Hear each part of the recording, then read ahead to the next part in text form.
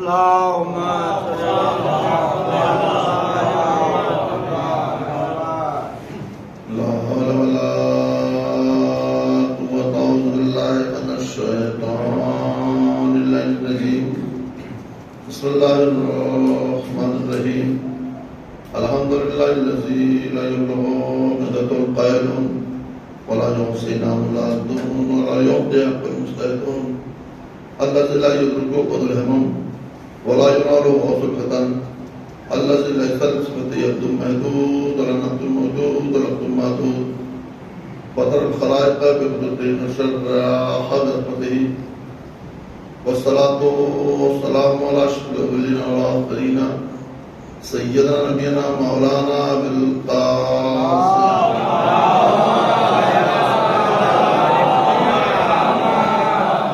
محمد الوالد الطيبين الطاهرين المعصومين المظلومين ولعنة الله على أعدائهم أجمعين. بسم الله الرحمن الرحيم. والله أخرجكم من بطون أمهاتكم لا تعلمون شيئا وجعل لكم السمع والأبصار والأفئدة لعلكم تشكرون.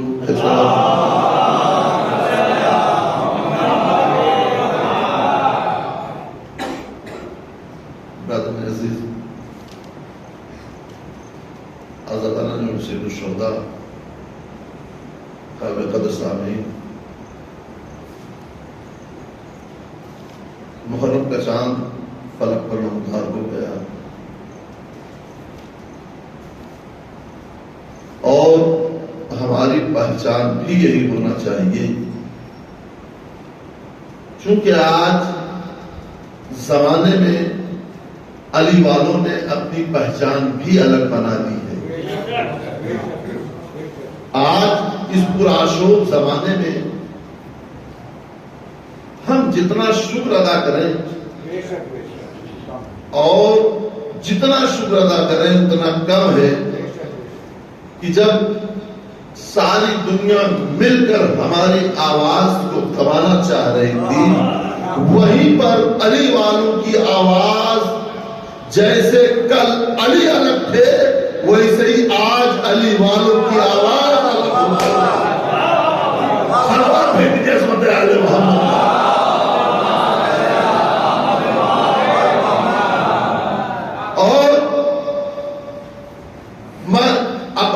قوم کے بچوں کے اندر یہ جوش ہونا چاہیے، یہ حوصلہ ہونا چاہیے کہ یقیناً اس زمانے میں جہاں پر لوگ حق کو بھول رہے تھے،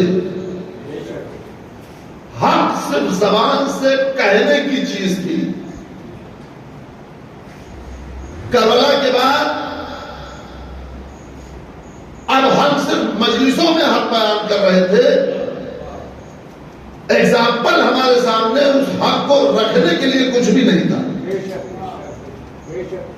چونکہ اس لیے کہ ہم اپنے وجود کو بھول گئے تھے.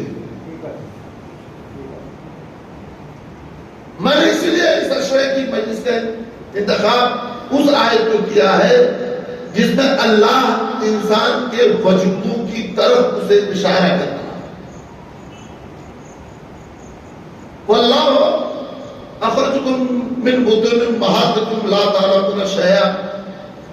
ہم نے ہر انسان کو اس کی ماں کے شکم سے جاہل پیدا کیا. لا تعلمون شیئا، جبکہ اسے کسی چیز کا علم نہیں تھا. ہر انسان کو اس کی ماں کے شکم سے جاہل پیدا کیا جبکہ اسے کسی چیز کا علم نہیں تھا. اور جب علم ہو جاتا ہے تب انسان کے اوپر کوئی پابندیاں اسے ترقی سے روک نہیں سکتی. اس لیے پروردگار عالم کہہ رہا ہے کہ واللہ اخرجکم من بطون امہاتکم لا تعلمون شیئا. ہم نے ہر انسان کو اس کی ماں کے شکم سے جاہل پیدا کیا. صرف جاہل کہہ دیتا بات تمام کی. بھائی ہم کہتے ہیں کہ ہم جاہل ہیں تو اس کا مطلب یہ ہے کہ ہمیں کسی چیز کا علم نہیں ہے. لیکن اللہ نے ایک لفظ اور اسی قرآن نے آگے رکھ دیا، لا تعلمون شیئا، اسے کسی چیز کا علم نہیں۔ جب انسان ایک جاہل اور ہوتا ہے، لیکن جب پیدائشی جاہل ہوتا ہے وہ اور ہوتا ہے۔ اب اس کے بعد خدا کی مجبوری نہیں تھی، اس نے تو ہمیں پیدا کر دیا، اب مجبوری ہماری تھی کہ ہم اپنے اندر سے جہالت کی تاریکی کو دور کرنے کے لیے، علم کی شمع کو روشن کرنے کے لیے، اپنے وجود کو زمانے میں زندہ رکھنے کے لیے، تو جو ہے اپنے وجود کو زمانے میں زندہ رکھنے کے لیے اپنے اندر ان چیزوں کو کشف کریں کہ جس کے ذریعے سے ہم مر کر زندہ کہلائیں، ہم مر کر زندہ کہلائیں۔ دیکھیے انسان اگر مر جائے تو یہ نہ سوچیے کہ وہ مر گیا، لیکن اگر کچھ کر کے گیا ہے تو مرتا نہیں ہے، زندہ رہتا ہے۔ آج خمینی صاحب کے انقلاب سر چڑھ کر بول رہا ہے، چونکہ ایسا انقلاب تھا، حکومتیں تو بہت سی بدلی، لیکن ایک حکومت کے بعد دوسری حکومت کا نظریہ بدل جاتا ہے۔ لیکن علی والوں کی حکومت جیسا انقلاب اس دور میں تھا ویسا انقلاب اس دور میں ہے کہ دشمن نہ کل ہم سے نظر ملا سکتا تھا، نہ آج ہم سے نظر ملا سکتا ہے۔ سلام بھیجیے رحمت علیہ محمد۔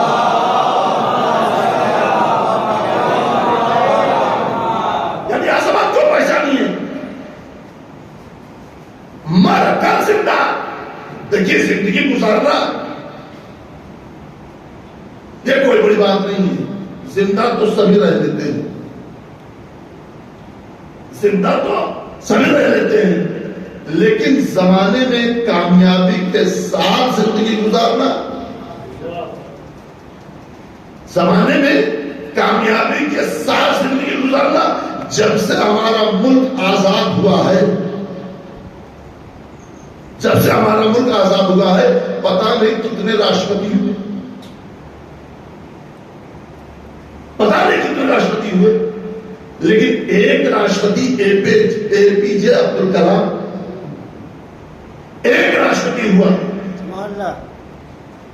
اب وہ الگ بات ہے، اے پی جے زین العابدین اس جہالت کے زمانے کے اعتبار سے جے لگا دیا گیا، لیکن ان کا نام زین العابدین تھا۔ سمجھ رہے ہیں آپ؟ بہت سے راشٹرپتی ہوئے، لیکن ایک نے اپنی وہ پہچان بنائی، اپنی وہ پہچان بنائی۔ میں نہیں کہتا کہ ہمارے مثبت تھا، لیکن علم جب آ جاتا ہے تو انسان اپنی پہچان بناتا ہے۔ گھر والے آئے تو اپنی تنخواہ سے حساب کیا، گھر والے آئے تو اپنی تنخواہ سے حساب کیا۔ تو میں نے کہا علم انسان کو ہمیشہ سرخرو کرتا ہے، کبھی ذلیل و رسوا نہیں ہونے دیتا، اور اگر علم نہیں ہوتا تو انسان ہمیشہ ذلیل و رسوا ہو جاتا ہے۔ اب پروردگار عالم نے کہا اللہ تعالیٰ من شیئا، جب اس کو کسی چیز کا علم نہیں تھا، اب اس کے بعد کیا کہا؟ وَجَعَلَ لَكُمُ السَّمْعَ، میں نے اس کو سننے جیسی طاقت دی، وَالْأَبْصَارَ، اور دیکھنے جیسی قوت دی۔ یہ قرآن کے الفاظ ہیں، میں اپنی طرف سے نہیں کہہ رہا ہوں۔ اللہ نے کہا کہ ہر انسان کو اس کی ماں کے شکم سے جاہل پیدا کیا، جبکہ اسے کسی چیز کا علم نہیں تھا۔ پھر اس کے بعد میں نے اس کو سننے جیسی طاقت دی۔ بچہ پیدا ہوتا ہے گھروں میں، آپ یہ بتائیے پہلے وہ رشتوں کو پہچانتا ہے یا پہلے آواز سنتا ہے؟ جو سائنس نے بہت ترقی کر لیا،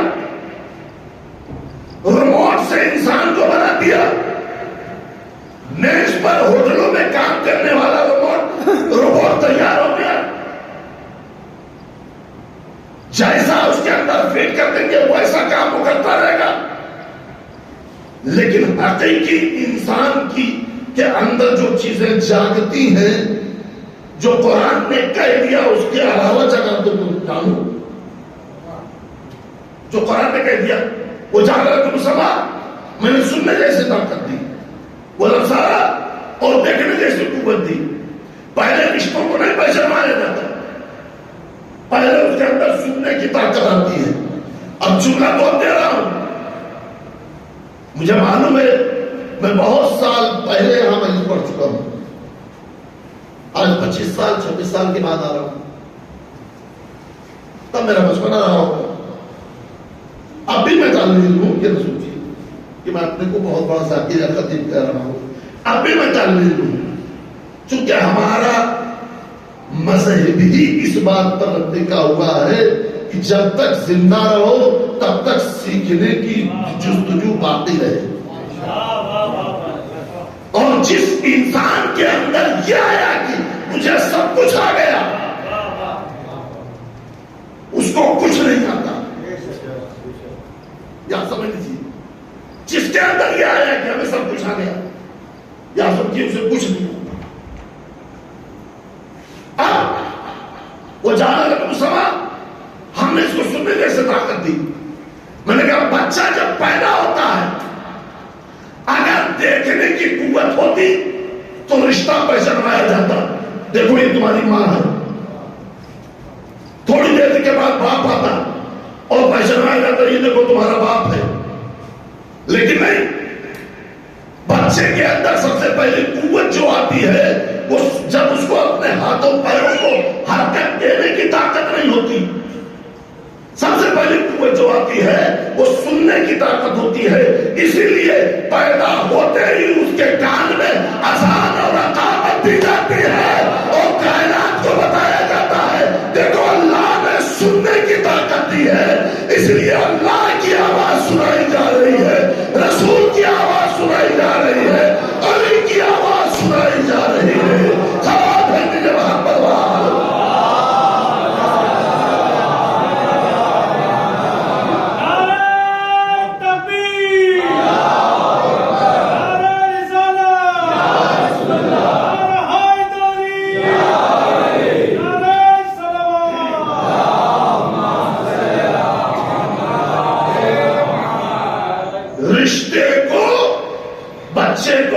پہلے رشتوں کو نہیں پہچانے گا. رشتہ نہیں پہچانا. سب سے پہلی قوت جو آئی، سب سے پہلی طاقت جو آئی وہ جعل لکم السمع. میں نہیں کہہ رہا ہوں، قرآن کہہ رہا ہے. میں نے اس کو سننے جیسی طاقت دی، وہ الابصار اور دیکھنے جیسی قوت دی. اب اس کے بعد اس کے اندر دیکھنے کی طاقت آئی. دیکھنے کی طاقت جیسی آئی وہ اپنے رشتوں کو پہچاننے لگا. وہ تو جائے دیکھنے جیسے جیسے اس کی عمر بڑھی، دن سے مہینے میں تبدیل ہوا، مہینے سے سال میں تبدیل ہونے لگا. اب وہ اپنے رشتوں کو پہچاننے لگا کہ کون میری ماں ہے، کون میرا باپ ہے، کون میرے گھر والے ہیں، کون باہر کے بچے ہیں، کون گھر کے بچے ہیں، کون میرا بھائی ہے، میں اکیلا ہوں، میں پہلا ہوں. سب کچھ وہ پہچاننے لگا دھیرے دھیرے. لیکن یہ دو چیزیں ہیں، وہ جعل لکم السمع والابصار. دیکھیے بہت بڑا کردار بچوں کی پرورش میں. چونکہ دیکھیں میں مجلس جو پڑھتا ہوں، مجلس کے ساتھ ساتھ جب تک زمانے کے اعتبار سے تھوڑی سی تنبیہ نہ ہو، یہ فرش عذاب یہاں سے کچھ لے کر اٹھاتا ہے فضائل کے ساتھ ساتھ. آج پہلی مجلس ہے، انشاءاللہ ابھی مجلسیں ہوں گی. آج سب سے پہلی طاقت سننے کی طاقت، پھر دیکھنے کی قوت. آج پریشانی اس بات کی کہ ماؤں کا کردار بچوں کو پالنے میں بہت بڑا کردار ہے. کیا سمجھ لیجیے، ماں کا کردار بچوں کو پالنے میں بہت بڑا کردار ہے. اور آپ کوئی کہے کہ میرے بچے کی ذہنیت ڈیولپ نہیں کر رہی ہے، میرے بچے کی ذہنیت میں اضافہ نہیں ہو رہا ہے، تو میری آواز اگر میری ماں بہنیں سن رہی ہوں تو میری بات کو مجھے معاف کریں گی، اس میں کہیں نہ کہیں کوتاہی ضرور ہے. اور میں مثال کے ساتھ واضح کروں گا آج ہی کی مجلس میں. سمجھ رہے ہیں کہ آپ وہ جعلکم سمعا، میں نے سننے جیسی طاقت دی، وہ لفظ آیا اور دیکھنے جیسی قوت دی، والافئدۃ، اسی لیے پہلے یہ بات کہہ دی ماؤں کے والافئدۃ، اور قوت فیصلہ کے لیے میں نے اس کو دل اور دماغ عطا کیا. بات سمجھ رہے ہیں آپ کہ نہیں؟ سب سے آخر میں پروردگار عالم نے کیا کہا؟ والافئدۃ، اور قوت فیصلہ کے لیے میں نے اس کو دل اور دماغ عطا کیا. اب یہ قوت فیصلہ کی کوئی عمر قید نہیں ہے. کسی کی عقل پختہ بچپنے میں ہو جاتی ہے، کسی کی عقل پختہ 5 سال 10 سال بعد ہوتی ہے، 11 سال 12 سال کی عمر میں ہوتی ہے. اور کوئی وہ بچہ ہوتا ہے جو بچپنے میں عقل اس کی پختہ ہو جاتی ہے. تو میں نے کہا ماں کا کردار بہت بڑا ہوتا ہے. اس زمانے کی بات نہ کرو، معصومین کے زمانے کی بات مت کرو، آج کے زمانے کی بات کرو. میں جب لکھنؤ میں پڑھ رہا تھا، آپ نے سنا ہوگا، ایک بچہ آیا تھا ایران سے، اعظم گڑھ کا بچہ تھا، اور لکھنؤ کی جمعہ مسجد تحصیل کی مسجد میں اس بچے کو بلایا گیا تھا. وہاں پر لکھنؤ کے جتنے علماء تھے سب جمع ہوئے، اور وہاں پر اس بچے نے جس قرآن سے حفظ کیا تھا، اس قرآن سے آیت نمبر صفحہ نمبر کے ساتھ بتاتا تھا. اور ویسے اس سے پورے قرآن سے کہیں سے بھی کوئی آیت آپ پڑھیے تو فوراً بتا دیتا تھا فلاں سورے کی فلاں نمبر کی آیت ہے. لیکن جس قرآن سے حفظ کیا تھا اس قرآن سے آیت نمبر صفحہ نمبر کے ساتھ بتاتا. بہرحال اس میں بھی موجود تھا. میں نے کوئی سوال نہیں کیا تھا، میرا بچپنا تھا، لیکن میں نے دیکھا تھا لوگوں کو سوال کرتے ہوئے. تو اس کے بعد پروگرام کے بعد ایک سوال کیا گیا، آخر بچے کی ذہنیت اتنی کم عمر میں 5-6 سال کی عمر میں 7 سال کی عمر میں اتنا ڈیولپ کیسے ہو گئی، اتنی ترقی کیسے پا گیا؟ بھائی 5 سال 6 سال کا بچہ ہمارے آپ کے گھروں میں بچوں کو کہا جاتا بھی تو بچہ ہے، اور اس بچے کی ذہنیت اتنا یہ مجلس حسین ہے، پیغام ہے. تو پوچھا گیا کہ اس کی ماں سے، ماں باپ دونوں تھے، کہ یہ بتائیے اس بچے کی ذہنیت اتنا ڈیولپ ترقی کیسے کر گئی؟ کہا کہ اس کی ذہنیت کو اتنی ترقی اس لیے ہوئی کہ جب یہ میرے شکم میں تھا، وہ تو جناب میرے شکم میں تھا، تو زیادہ تر وقت میں قرآن کی آیت کی تلاوت میں گزارتی تھی. اب بات سمجھ میں آئی نا؟ تو وہ ہمارے محتاط رہے جن کے شکم میں ان کے آنے والے مستقبل کی نشانی ہے. کوئی ایسا کام نہ کرے کہ جس کا اثر بچے کی ذہنیت پر پڑے. سلام بھیج کے محمد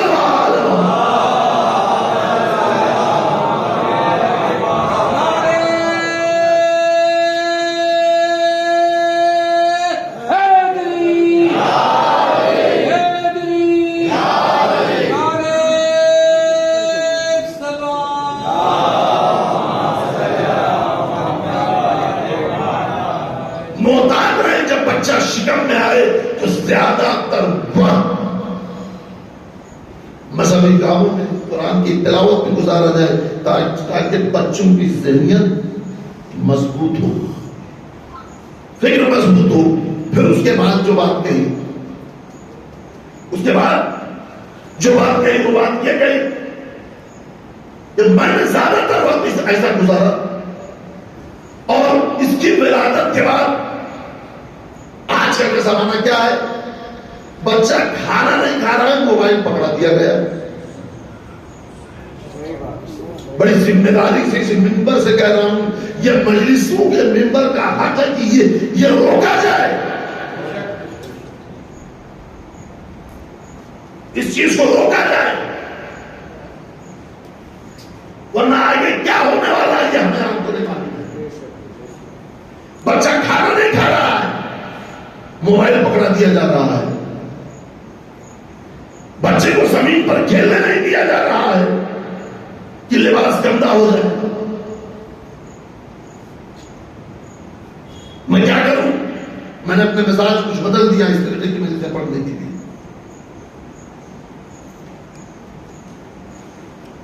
موبائل پکڑا دیا گیا، اب موبائل دیکھ کر کے وہ کھانا کھا رہا ہے۔ موبائل میں کیا دیکھ رہا ہے؟ کارٹون۔ موبائل میں مجلس لگا کر کے نہیں دی گئی، قرآن کی آیت لگا کر کے نہیں دیا گیا۔ بھائی اسی موبائل میں تو سب کچھ ہے، اسی موبائل میں سب کچھ ہے۔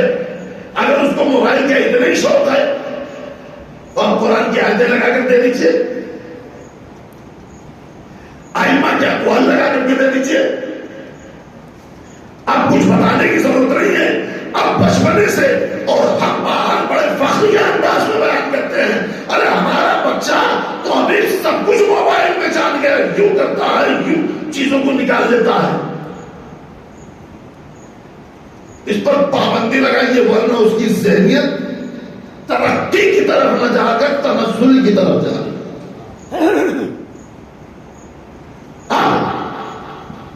ایک اس کی ماں نے کیا کہا، جب شکم میں تھا زیادہ تر وقت تلاوت قرآن کلام پاک کر کے گزارتی تھی، اور پھر جب پیدا ہوا تو جب لوریاں دے رہی تھی تو قرآن کی آیت پڑھ رہی تھی۔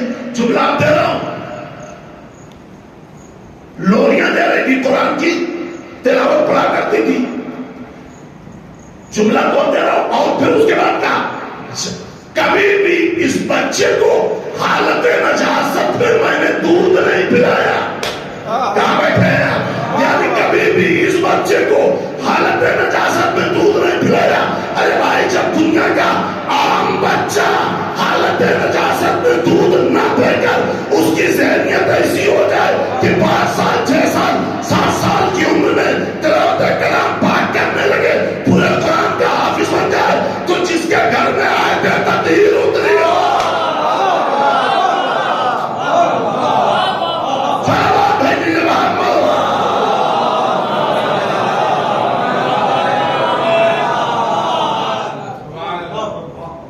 جس کے گھر میں آیت تطہیر اتری ہو، آپ اس کا اندازہ لگا سکتے ہیں۔ اب ان کے بارے میں شک مت کرنا، اب ان کو اپنے جیسا مت کہنا، اب ان کو اپنے جیسا مت کہنا کہ محمد ہمارے جیسے ہیں، علی ہمارے جیسے ہیں، حسن ہمارے جیسے ہیں، حسین ہمارے جیسے ہیں۔ ان کو اپنے جیسا مت کہنا، اپنے جیسا عیسائیوں نے سمجھا، ذمہ داری سے کہہ رہا ہوں، اپنے جیسا عیسائیوں نے سمجھا موبائل کے لیے رسول کے پاس آئے۔ بیٹھے ہیں، اپنے جیسا عیسائیوں نے سمجھا موبائل کے لیے رسول کے پاس آئے، ساری باتیں طے ہوئی، کانٹریکٹ ہوا، سودا ہوا، سب کچھ طے ہونے کے بعد، اور ان کو اپنی عبادتوں پر غرور تھا، ان کو اپنی عبادت پر ناز تھا، اپنی عبادت پر غرور تھا کہ میں اپنی عبادت سے ایسی دعا کروں گا، ایسی دعا کروں گا کہ معاذ اللہ نعوذ باللہ کا وجود ختم ہو جائے گا۔ ان کو اپنی عبادتوں پر غرور تھا، اس غرور کے لیے انہوں نے سوچا انہوں نے سوچا کہ ایسا ایسا کریں گے، لیکن اب جو دیکھا مجھے موبائلہ نہیں پڑھنا ہے، اب جو دیکھا تو معاملہ بالکل الٹا. ابھی جو جگہ طے تھی اس جگہ پہنچے نہیں، جو جگہ طے تھی اس جگہ پہنچے نہیں. پہنچنے سے پہلے ان کا جو سب سے بڑا عابد تھا آ کر کے ہاتھوں کو جوڑا، جوڑ کر کے کہا ہم معذرت چاہتے ہیں، اگر آپ نے ارادہ کر لیا تو ہماری قوم ختم ہو جائے گی. صلوات بھیجیے محمد.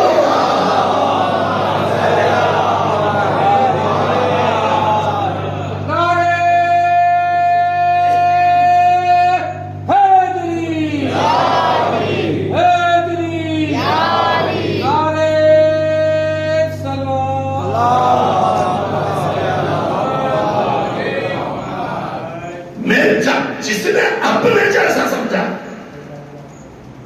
اپنے جیسا سمجھا، جب اپنے جیسا سمجھ لیتے ہیں نا تو یہی عرش ہوتا ہے. یہ تو ہمارے درمیان ہماری طریقے سے آگے، ورنہ ہمیں عقیم الصلاۃ کا مطلب نہ معلوم ہوتا. اور جنہوں نے ان کو چھوڑا ان کو آج تک نماز میں ہاتھ باندھنے کا طریقہ نہ معلوم ہوا کہ کیا باندھا جا. صلوات بھیجیے محمد.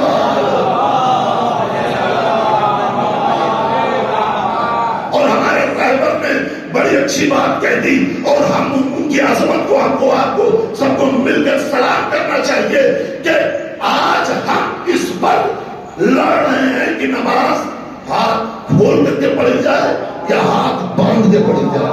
کہاں بیٹھے ہیں آپ؟ ہم اس بات پر لڑ رہے ہیں کہ نماز ہاتھ کھول کر کے پڑھی جائے یا ہاتھ باندھ کر پڑھی جائے، اور دشمن ہمارا ہاتھ کاٹنے پر آمادہ ہے. صلوات بھیجیے محمد.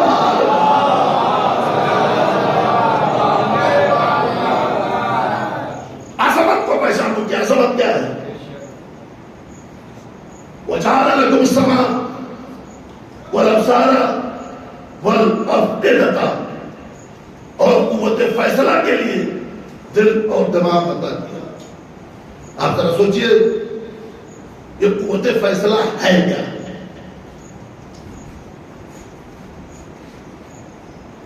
قوت فیصلہ ہے کیا؟ قوت فیصلہ وہ ہے جو لمحوں میں جہنم سے جنت کی طرف لا کر کھڑا کر دیتا. کہاں بیٹھے ہیں؟ لمحوں میں جہنم سے جنت کی طرف لا کر کے کھڑا کر دیتا ہے. قوت فیصلہ اس چیز کا نام ہے. یا سمجھ لیجیے لمحوں میں. اور اگر ذرا سا فیصلہ غلط ہو جائے، ایک جج سے پوچھئے کہ فیصلے کی کتنی اہمیت ہے. اور آپ کے یہاں تو ماشاءاللہ جج ہیں آپ کے قصبے میں. آپ کے مطلب شاید زید صاحب کے بھائی صاحب بھی جج تھے، ہم کو معلوم تھا، اس سے پہلے ہم حدیث پڑھ چکے ہیں. آپ کے قصبے میں، آپ کے شہر میں، آپ کی بستی میں آپ شکر خدا ادا کیجئے کہ کم از کم اس عہدے کا ایک آدمی ہے ہمارے درمیان. اور ہمارے قصبے میں نہیں ہے. ایک تو میں نے کہا شکر خدا ادا کیجئے، دوسرا شکریہ ادا کیجئے کہ ہماری برادری میں ہے. دوسرا شکر ادا کیجیے. سمجھ رہے ہیں؟ تو میں نے کہا قوت فیصلہ والافئدہ، اور ایسی نایاب چیزیں دینے کے بعد وہ پاک پروردگار جس کو ہم سے کچھ بھی نہیں چاہیے، اس نے نماز کے لیے کہا تو ہمارے فائدے کے لیے، روزے کے لیے کہا تو ہمارے فائدے کے لیے، حج کے لیے کہا تو ہمارے فائدے کے لیے، غریبوں کے ساتھ، یتیموں کے ساتھ حسن سلوک کے لیے کہا تو ہمارے فائدے کے لیے، والدین کے ساتھ حسن سلوک کے لیے کہا تو ہمارے فائدے کے لیے. اس کا کوئی فائدہ نہیں. ایسی نایاب چیزیں دینے کے بعد کہ ایک چیز ہمارے جسم سے جدا ہو جائے تو ہمارا وجود بیکار. آپ یہ بتائیے قوت بصارت چلی جائے، تو ہمارا وجود کسی کام کا ہے؟ قوت سماج چلی جائے تو پتہ چلا جو لوگ کل ہمارے پاس آتے تھے ہم سے اچھی اچھی باتیں پوچھنے کے لیے، اب وہی لوگ کہیں گے ان کے پاس کیا جائیں، وہ سن ہی نہیں پاتے.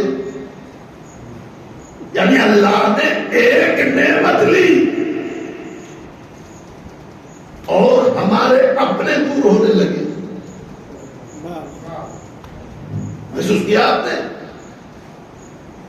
کہ پاک پروردگار اور ایسی نایاب چیزیں دینے کے بعد وہ پاک پروردگار جس کو کچھ بھی نہیں چاہیے وہ صرف ہم سے کچھ طلب کر رہا ہے، اور کیا مانگا؟ لعلکم تشکرون، تم میرا شکریہ ادا کرو. سوال پہ نسبت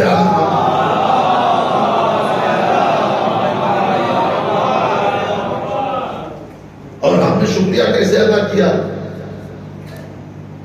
محسوس کیا آپ نے کہ ہم نے شکریہ کیسے ادا کیا؟ نماز کے وقت ہے لیکن مسجد میں نہیں جا رہے.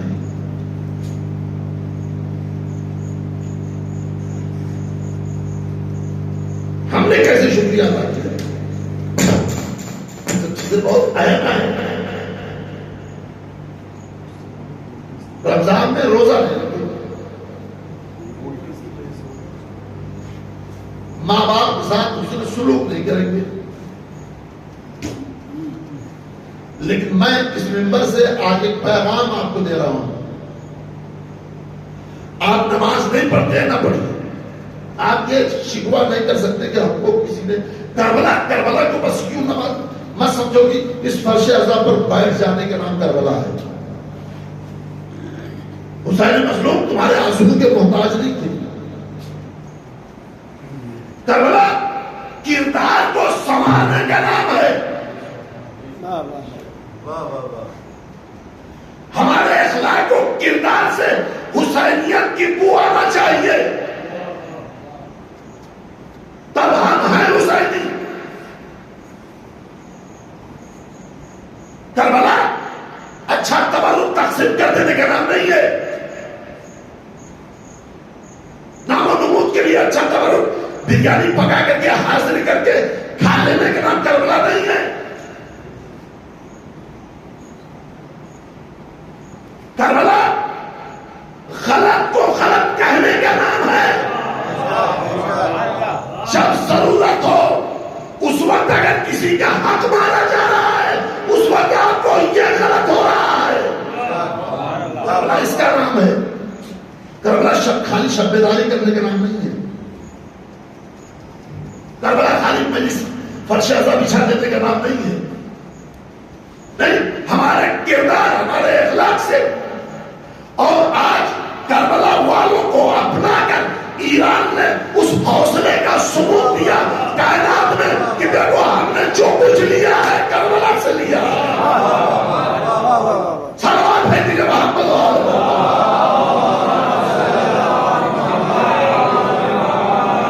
کربلا دشمن سے ڈرنے کا نام نہیں ہے. کربلا موت کا نام نہیں ہے. کربلا ہمیشہ زندہ رکھنے کا نام ہے. میں نے کہا آپ نماز نہیں پڑھتے تو نہ پڑھیں، روزہ نہ رکھتے ہو تو نہ رکھیں. اس ممبر سے پیغام دے رہا ہوں. لیکن کبھی ٹھنڈے دماغ سے گوشہ تنہائی میں بیٹھ کر یہ سوچئے کہ میں نماز کیوں نہیں پڑھ رہا ہوں، روزہ کیوں نہیں رکھ رہا ہوں. مجلس ہو رہی ہے آخر میں جانے کا انتظار کیوں کر رہا ہوں. آپ سوال اپنے سے کیجیے.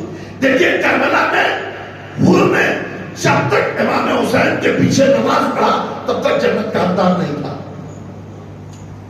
اس ممبر سے کہہ رہا ہوں حسین مظلوم کے پیچھے جب تک نماز پڑھا تب تک جنت کا حقدار نہیں تھا. اتنا احترام کرتا تھا حسین مظلوم کا، اتنا احترام کرتا تھا کہ خیمہ اتنی دور لگاتا تھا کہ خیمہ حسینی کی آواز اس کے خیمے میں نہ جانے پائے. لیکن جنت کا حقدار نہیں تھا. آپ بتائیے جنت کا حقدار کب بنا؟ اب اس کے پاس حسین ہے حسین کا کوئی سفیر ہے؟ شب عاشور خود سوچا، کہاں بیٹھے ہیں آپ؟ شب عاشور خود سوچا میں نے کیا کیا، خود سوچا میں نے کیا کیا، بس اس ایک لفظ نے، رومال سے کہ اس ایک سوچ نے رومال سیدہ پیشانی پہ لا کے رکھ دیا۔ صلوات بھیجیے محمد۔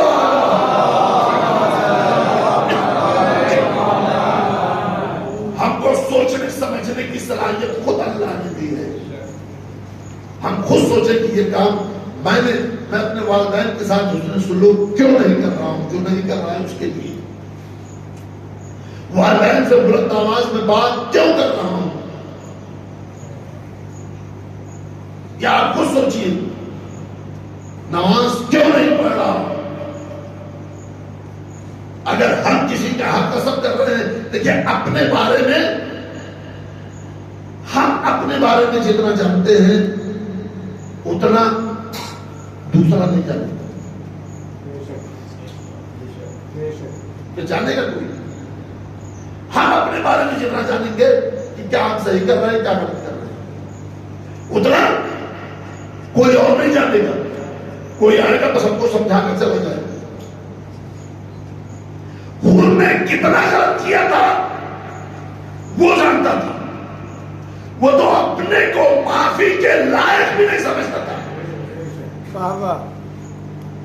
اپنے کو معافی کے لائق بھی نہیں سمجھتا تھا، لیکن کربلا نے ہمیں بتایا کہ تم خود سے بڑے گنہگار نہیں ہو، اپنے گناہوں پر نادم ہو جاؤ، جیسے اس کو معراج ملی تھی ویسے تمہیں بھی معراج مل سکتی ہے۔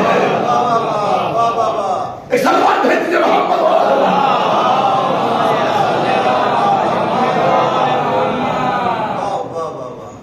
بات سمجھ رہے ہیں کہ نہیں آپ؟ بس ہمیں بیدار لینے کی ضرورت ہے۔ کربلا ہدایت کا نام ہے، کربلا مکمل یونیورسٹی کا نام ہے، کربلا مکمل درسگاہ ہے۔ صرف مجلس کر لینے کا نام کربلا نہیں ہے، شب بیداری کر لینے کا نام کربلا نہیں ہے، تبرک تقسیم کر دینے کا نام کربلا نہیں ہے، حاضری کی نظر کرا دینے کا نام کربلا نہیں ہے، بلکہ کربلا کی کیفیات آپ اپنے نفسوں میں لے کر کے آئیں، تب آپ سچے حسینی کہلائیے گا۔ ضرورت ہے کہ ہم زمانے میں ایران نے جو کر دکھایا ہے، اب ہم اس پرچم کو لے کر کے اس طریقے سے آگے بڑھیں کہ لوگ ہم سے کہیں کہ دیکھو علی والے صرف ایران میں نہیں ہیں بلکہ پوری دنیا میں پھیلے ہوئے ہیں۔ سلوات بھیجیے محمد اور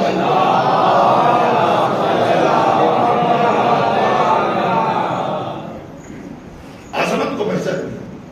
آج پہلی محرم کا چاند فلک پر نمودار ہو، ہم نے چاند دیکھ لیا، عورتوں نے اپنا سہاگ بڑھا دیا،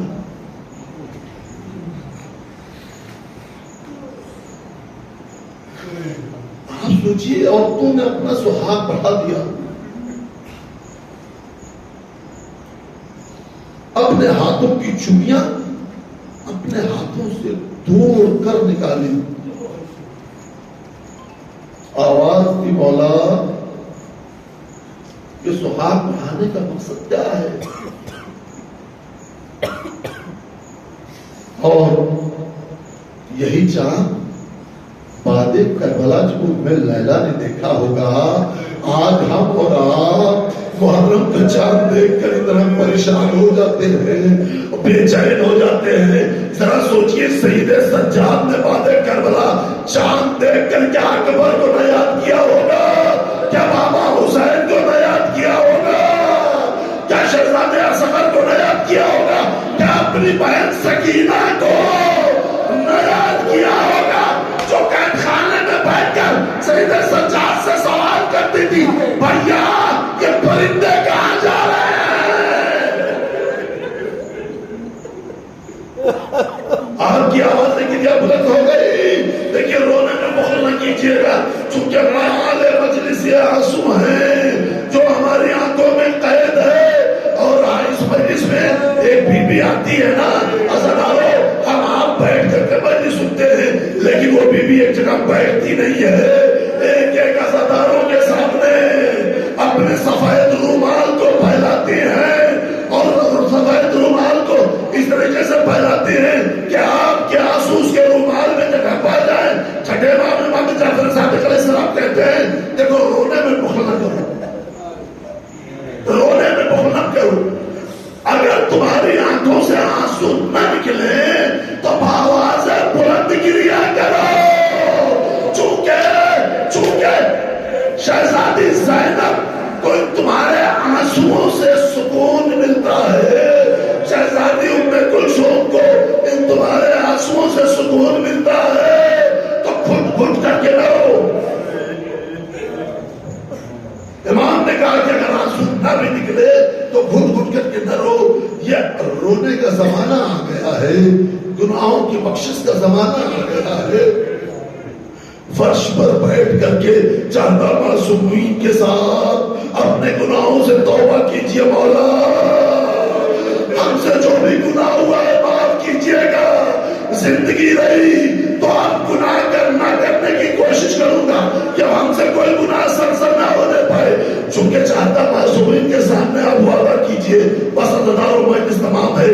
تاریخ نے لکھا ہے، میں نے کہا حسین نے عالم غربت میں ایسی قربانی پیش کی کہ ہر آدمی کو محرم اپنے وطن کا اچھا لگا.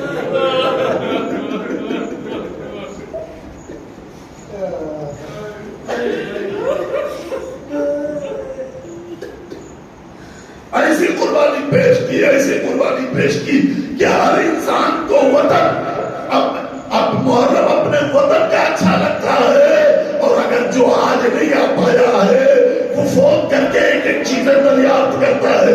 ارے فلاں مجلس ہو گئی کہ نہیں ہو گئی، فلاں مجلس ہو گئی کہ نہیں ہو گئی. میں کہوں گا مولا آپ کے طرف کے غم میں ایسا درد ہے، مجلس وہاں بھی مل رہی ہے لیکن وطن کی یاد تڑپا رہی ہے. بس مجلس تمام ہے. میں نے کہا رونے میں بخل نہ کیجیے گا، چونکہ میں نے اگر فضائل میں کمی کی ہے تو مسائل میں کمی نہیں کرتا. چونکہ محل مجلس ہمارے یہ آنسو. آج پہلی محرم کی شب آ گئی ہے، حسین مدینہ چھوڑ رہے ہیں. بس چند منٹ کی عبادت اور میں کبھی سہمت نہ کروں گا. ان 10 دنوں میں دیکھیے گا میں کبھی سہمت نہ کہوں گا. چونکہ ہم زندہ ہیں تو اسی ذکر کے لیے. اور ایک دعا اور کیجئے، پالنے والے موت آئے تو فرش عزا پر آئے. غم حسین میں روتے روتے آئے. حسین مدینہ چھوڑ رہے ہیں. حسین نے مدینہ تو 28 رجب کو چھوڑا، لیکن تاریخ نے لکھا ہے سامان سفر تیار ہو گیا. سامان سفر تیار ہونے کے بعد سغرا ایک ایک کے پاس جا رہی ہیں ملنے کے لیے. آپ بھی صاحبان اولاد ہیں نا، آپ یہ بتائیے، آپ کو معلوم ہے میں پلٹ کر آؤں گا، لیکن اگر اس کے بعد اگر کوئی ایک ہی بچی گھر پر رک رہی ہے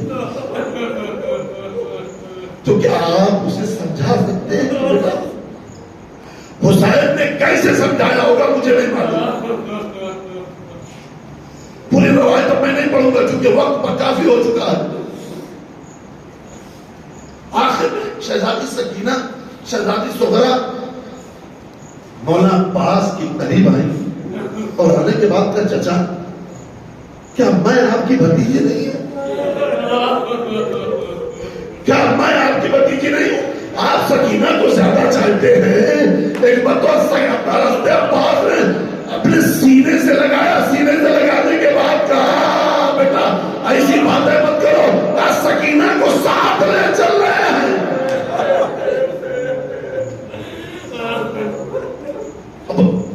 بعد بھی جب سغرا کا کوئی بس نہ چلا قافلہ چل پڑا. اتنے میں سغرا نے نام ابن سلمہ کا سہارا لیا اور قافلے کے جیسے جیسے قافلے کی رفتار بڑھتی ہے ویسے ویسے سغرا کی رفتار بڑھتی ہے. کسی نے مولا حسین سے کہا کہ پیچھے پیچھے سغرا آ گئی. قافلے کو روکا گیا. مولا حسین میں اور سغرا میں کیا گفتگو ہوئی میں نہیں بتا سکتا. روایت بہت لمبی ہے, پڑھنے کا وقت نہیں ہے. آخر میں شہزادی سغرا نے کہا اچھا ایک مرتبہ مجھے اپنے بھائی اصغر کو لے لینے دیجیے کہ میں اپنی آغوش میں اپنے بھائی اصغر کو لے لوں. اس ناکے کے قریب پہنچی جس ناکے پہ جناب رباب تھی اور ایک مرتبہ اصغر کو لیا, اپنے سینے سے لگایا. بہن بھائی میں کیا گفتگو ہوئی میں نہیں بتا سکتا, لیکن بس سغرا نے اتنا کہا اب اگر اصغر خود سے چلے جائیں گے, اب اگر اصغر خود سے چلے جائیں گے. کیا گفتگو ہوئی میں نہیں بتا سکتا, بس اتنا کہا. اکثر اسرار کوئی آگے بڑھا, اصغر کسی کی آغوش میں نہ گئے. مولا حسین سے کہا آ گیا, اصغر سغرا کی آغوش میں چھوڑ رہے ہیں. حسین آگے بڑھے اور آگے بڑھنے کے بعد 17 دن کے بچے سے, ابھی شہزادے علی اصغر کی عمر صرف 17 روز کی ہے. 17 دن کے بچے سے 18 دن کے بچے کے دھیرے سے حسین گئے. اصغر کے کانوں میں کچھ کہا, میرا دل کا حال کہتا ہے کہا ہوگا اصغر تمہارا نام بھی شہداء کی فہرست میں ہے. بھائی نے بہن کو دیکھا, گھمک کر حسین کے آغوش میں آ گیا.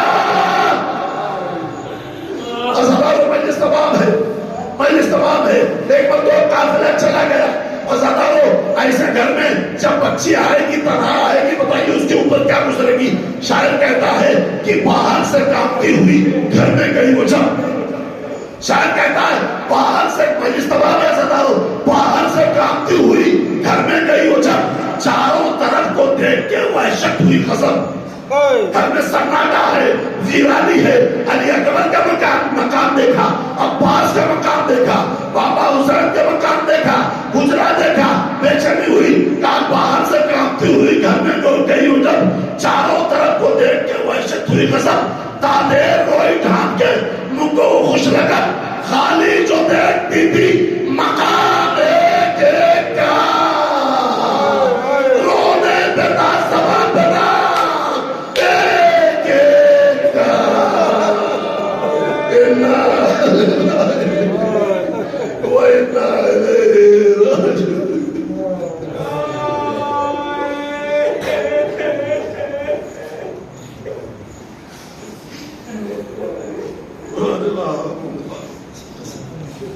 چار معصومین سے ہماری مختصر سی عبادت کو قبول کر دے.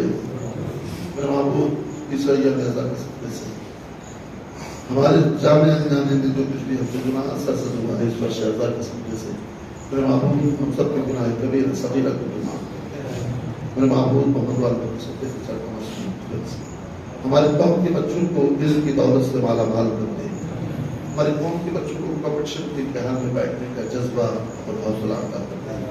میرے محبوب محمد والے سفر کے ساتھ معصومین فیض سے حسین کے عزادات پوری دنیا میں جہاں جہاں اسرار مصروف ہیں ان کی جان مال عزت کی حفاظت کرنا.